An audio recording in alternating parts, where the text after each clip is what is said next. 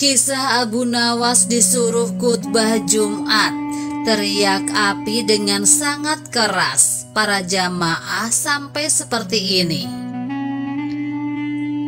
Abu Nawas adalah seorang penyair yang sangat cerdik dan pintar. Namun selain sebagai penyair, Abu Nawas juga dikenal sebagai mubalik di desa tempat tinggalnya. Oleh sebab itu, suatu ketika Abu Nawas diminta untuk menjadi imam ketika hendak sholat Jumat.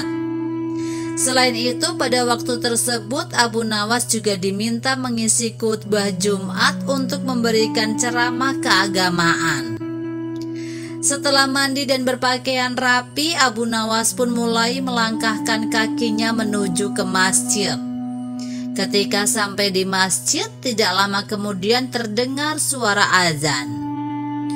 Tidak lama berselang, datanglah masyarakat yang beragama Muslim dengan sangat ramai. Karena yang menjadi khotib kali ini adalah Abu Nawas, maka banyak sekali masyarakat Muslim yang datang ke masjid. Dikutip dari Bondowoso Network dari kanal YouTube Al-Fatan, ceramah dan khutbah Abu Nawas sangat disenangi oleh masyarakat kala itu. Sebab dalam setiap ceramah keagamaan yang disampaikan oleh Abu Nawas sangat relevan terhadap isu-isu yang sedang berkembang. Akhirnya waktu yang ditunggu para jamaah akhirnya tiba.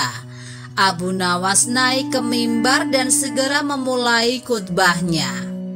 Khutbah tersebut dimulai dengan salam dan berlanjut pada materi yang akan disampaikan oleh Abu Nawas.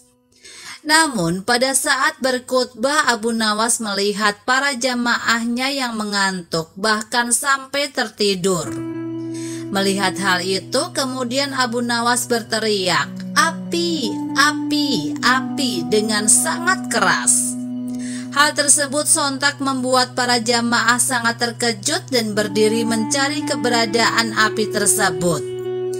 Bahkan ada juga jamaah yang hanya saling pandang satu sama lainnya. Kemudian ada salah seorang jamaah yang menanyakan di mana apinya kepada Abu Nawas. Walau ada jamaah yang bertanya demikian, tapi Abu Nawas tetap melanjutkan khutbahnya. Kemudian keluarlah perkataan dari Abu Nawas, "Jika ada api yang dahsyat di neraka bagi mereka yang lalai dalam beribadah." Maksud dari teriakan api, api, api dari Abu Nawas adalah api neraka tersebut. Barang siapa yang lalai dalam beribadah, maka dia akan merasakan panasnya api neraka. Usai melakukan ceramah tentang api neraka, kemudian Abu Nawas menutup khutbahnya dengan lantunan doa-doa. Setelah itu, Abu Nawas memimpin sholat Jumat dengan khusyuk yang diikuti oleh para jamaah.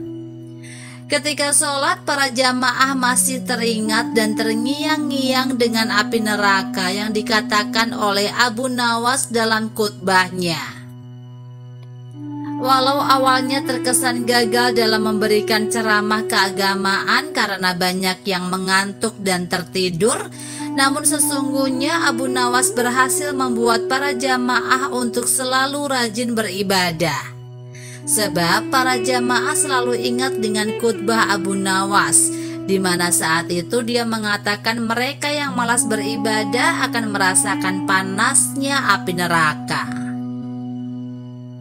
Demikian kisah Abu Nawas yang disuruh khutbah sholat Jumat, seperti dikutip dari Bandawosonetwork.com.